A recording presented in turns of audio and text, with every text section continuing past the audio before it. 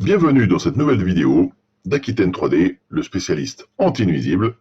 N'hésite pas à t'abonner en cliquant en bas à droite de l'image afin d'être averti de nos prochaines publications. Avec la chaîne Aquitaine 3D, les nuisibles n'auront plus de secrets pour toi. Bonjour à tous, c'est Franck, votre spécialiste anti-nuisible. Aujourd'hui, je vais vous montrer un petit cas concret. Je vais vous montrer ça tout de suite. Une intervention que j'ai réalisée il y a à peu près 8 jours par rapport à un problème de rongeur. Vous voyez, là, le temps que je parle avec vous, j'ai eu le temps de monter sur le toit. Donc imaginez que les rongeurs ont autant de facilité que moi à y arriver. Donc je vais vous montrer qu'est-ce que je vais faire pour justement éviter tout ça. Donc ça l'évite jamais à 100%, on ne peut pas rendre une toiture totalement hermétique. Donc je vous montre ça en image et puis voilà, vous verrez l'intervention dans son intégralité. Voilà. Et je vous expliquerai en même temps comment c'était avant que j'arrive, par où les rats j'ai pu réussir à voir où ils passaient. Donc voilà, je vous montre ça tout de suite. Nous voici, vous voyez, et ma voiture est juste ici. Le toit, il y a juste une marche. La partie en zinc, donc c'est le bas de la toiture. La partie en bois, c'est le jardin du voisin. Donc on est très proche du sol. Donc j'ai commencé déjà à retirer les deux premières rangées de tuiles à cet endroit-là. Ça c'est un sachet que j'ai mis la dernière fois que je suis passé. Et ici la planche toute neuve, c'est le client qui l'a mis. En fait, il y avait un trou dans la volige et on voyait clairement un tunnel dans l'isolation qui est juste en dessous. Donc les rats rentraient ici. J'avais mis des sachets qui ont été emmenés le jour même. Donc j'ai tout ce côté de toiture à faire. Donc au moins ça va isoler voilà, des problèmes de rongeurs tout ce côté-là. Donc évidemment il y a l'autre côté du toit qui est beaucoup plus haut. Donc techniquement il y a un peu moins de chance. Voilà, comme je dis au client, on va déjà faire ce côté-là.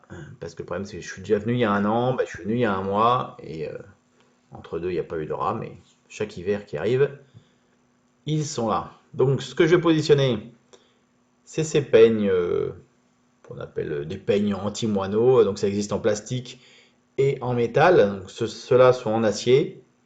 Donc évidemment l'avantage de l'acier c'est que ça ne va pas être grignoté comme les peignes en plastique. Vous voyez, j'en ai posé déjà un. Et donc je vais vous montrer comment on pose ça de façon, je dirais, optimisée. Je vais en mettre également sur tout le côté ici.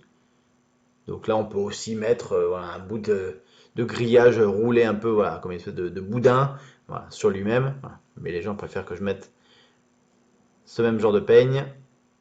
Donc je vais vous montrer tout ça. Alors évidemment, ce toit, il y a toute la partie en zinc où on peut se mettre. Un toit classique où vous allez voir la gouttière. Il faut faire bien plus attention parce que c'est beaucoup plus évidemment dangereux. Il faut arriver à détuiler en restant sur la partie droite du côté des tuiles.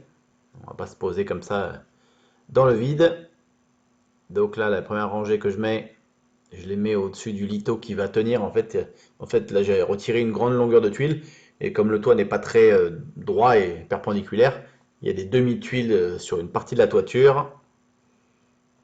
Donc c'est pas le toit le plus rectiligne que l'on puisse trouver.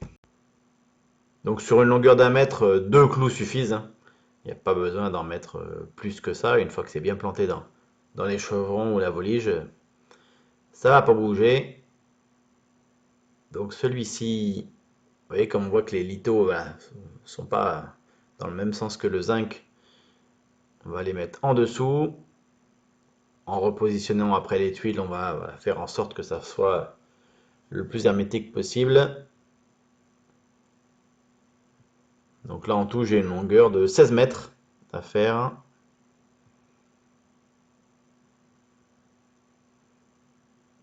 Ouais. Un deuxième.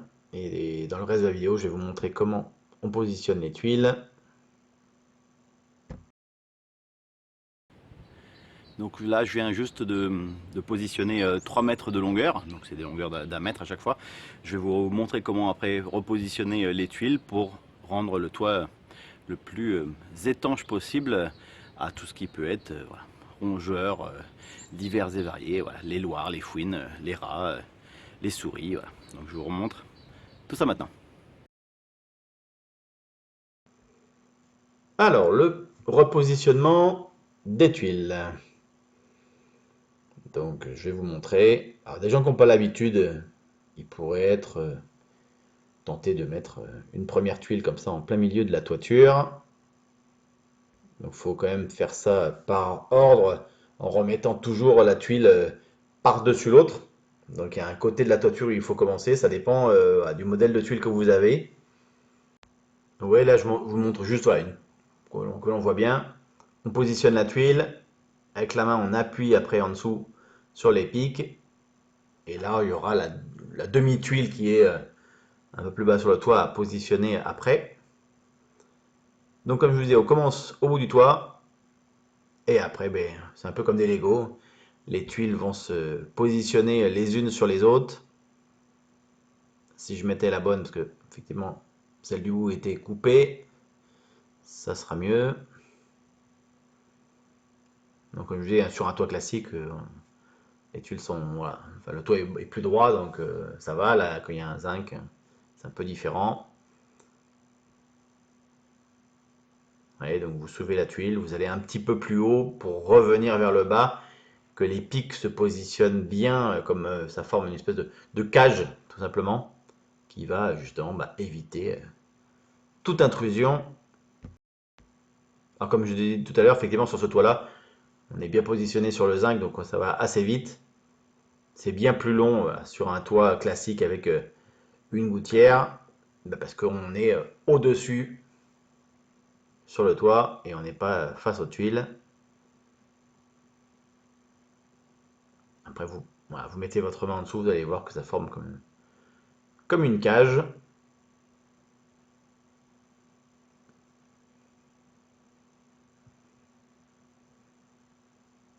Du coup celle-ci, on va quand même la mettre là, voilà, c'est mieux.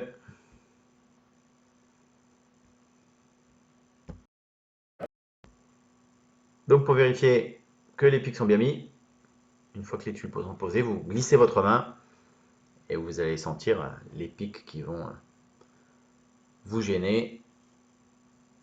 C'est qu'ils sont bien positionnés.